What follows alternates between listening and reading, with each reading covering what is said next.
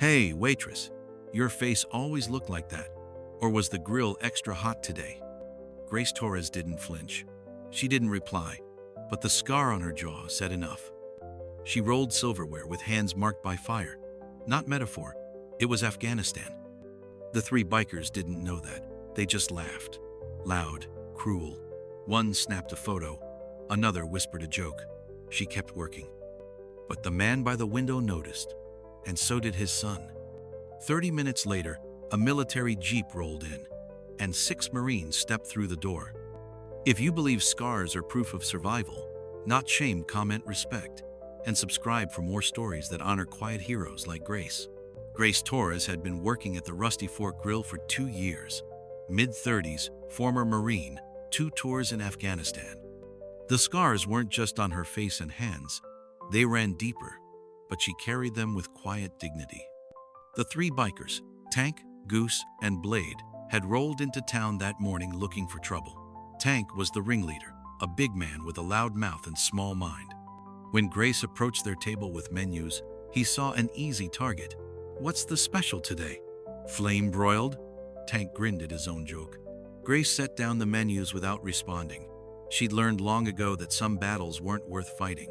But as she walked away, Blade held up his phone. "Smile for the camera, Scarface." The flash went off. Grace's jaw tightened, but she kept walking. At a corner booth, Tom Bradley sat with his 8-year-old son, Danny. Tom was a veteran himself. Army, 2 tours in Iraq. He'd been watching the interaction with growing anger. "Dad, why are they being mean to her?" Danny whispered.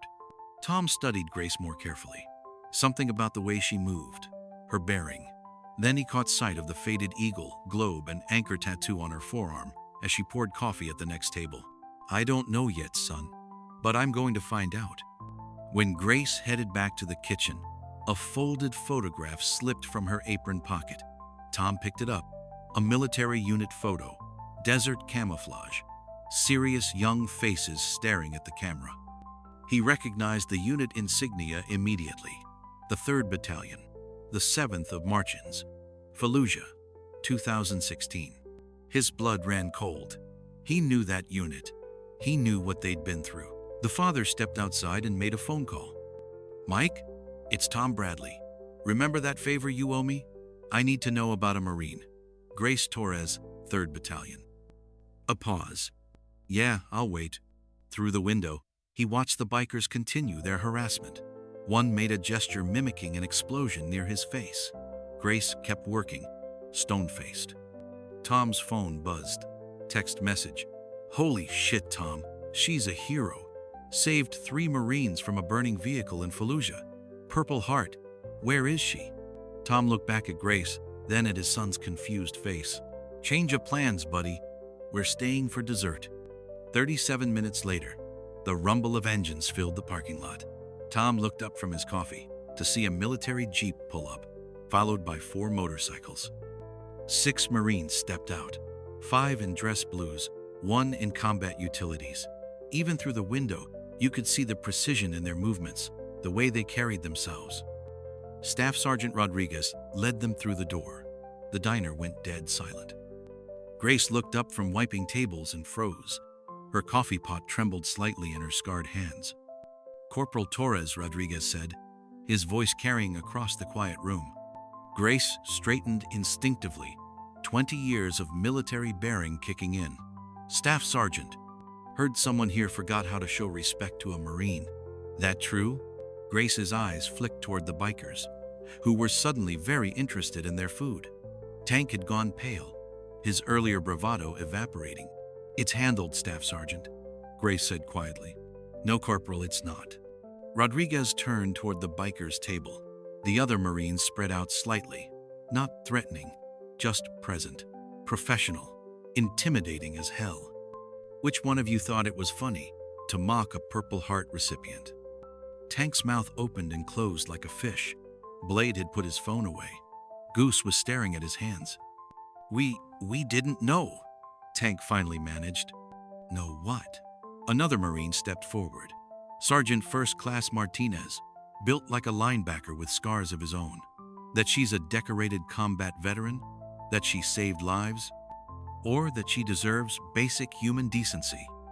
A third Marine, younger but with old eyes, spoke up. I'm Lance Corporal Davis. Corporal Torres pulled me out of a burning vehicle in Fallujah. Stayed with me for 6 hours while we waited for evac. Kept me talking, kept me alive. I wouldn't be standing here without her. Tank tried to find his voice, his earlier swagger completely gone. Look, we didn't mean anything by it. Just having some fun. Fun? Martinez's voice was deadly quiet. Staff Sergeant Rodriguez held up a hand, silencing him. Let me tell you about fun, Rodriguez said, pulling out his phone. He showed them a photo, a burning military vehicle in the desert, smoke billowing into an orange sky. The 15th of July, 2016, Fallujah. Corporal Torres here was riding in the lead vehicle when an IED went off under the truck behind her. He swiped to the next photo, the aftermath. Twisted metal, scattered gear, smoke, and dust. 3 Marines trapped inside, vehicle on fire, mortar rounds coming in. Most people would have taken cover. Grace had gone very still, her knuckles white as she gripped the coffee pot. But not Corporal Torres. She went back, twice. First time, she got Davis out. He nodded toward the young Marine. Second time, she got Martinez and Kowalski. Third time, the vehicle exploded. He swiped again. A hospital photo. Grace in a bed, her face wrapped in bandages, tubes and wires everywhere. Shrapnel tore up half her face. 2nd and 3rd degree burns on her hands and arms. Doctors said she'd never look the same again. Tank was staring at the photos, his face ashen. You know what she said when she woke up? Rodriguez continued. Ask if her Marines were okay. Not about her face, not about her scars, about her Marines. Tom Bradley stood up, his son beside him. My boy asked me why you were mocking this woman. I couldn't answer him then because I didn't know who she was. Now I do. He looked around the diner. She's a hero. And you treated her like a freak show. The cook emerged from the kitchen, an older man with faded Navy tattoos on his arms. 22 years, Navy, he said quietly. We look out for each other, all of us. Other customers began standing. A young woman in National Guard fatigues, an older man with a VFW cap, a trucker with an Army Ranger tab on his jacket. One by one, the room filled with people on their feet. Grace looked around, tears in her eyes. For the first time in years, she wasn't standing alone. Blade fumbled for his wallet. We should go. Good idea, Rodriguez said. And next time you see someone with scars like hers, or any scars, remember this. They earned them, probably serving something bigger than themselves. Probably protecting people like you. Tank threw money on the table, more than enough to cover their bill and a generous tip. They walked out without another word, their heads down, shoulders hunched.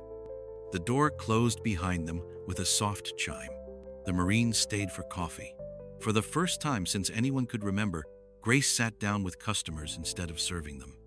She still didn't say much, but she smiled, really smiled, as her fellow Marines talked about old times, mutual friends, shared experiences that only they could understand. Danny Bradley listened with wide eyes as the Marines told stories, not war stories, but stories about Grace, how she'd been the squad's unofficial mom, making sure everyone wrote letters home, how she'd shared her care packages with Marines whose families forgot them, how she'd never asked for anything in return. Why don't you tell people? Danny asked her directly, the way only children can. Grace was quiet for a long moment. Because it's not about the telling, she said finally. It's about the doing. Tom smiled at his son. This was better than any lesson he could have taught. Word spread through the small town faster than wildfire. By the end of the week, the local VFW had approached Grace about speaking at their monthly meeting. The American Legion wanted her to participate in Veterans Day ceremonies. The high school ROTC program asked her to be a guest instructor. Grace accepted some invitations, declined others. She spoke at the high school about service and sacrifice, but never about her scars. She talked about the bonds formed in combat, about looking out for each other, about serving something bigger than yourself. The Rusty Fork Grill became an unofficial gathering place for local veterans. They came for the coffee, but they stayed for Grace. not because she was a hero, but because she understood. She knew what it was like to carry invisible wounds alongside the visible ones. 3 months later, when a young veteran came in shaking from PTSD, it was Grace who sat with him during his panic attack. When an older Vietnam vet couldn't afford his medication, it was Grace who quietly helped him find resources. When a Gold Star mother needed someone to understand her loss, it was Grace who held her while she cried. The bikers never came back, but other travelers did, drawn by word of mouth, by stories of a small diner where veterans were understood, where service was honored, where nobody judged your scars.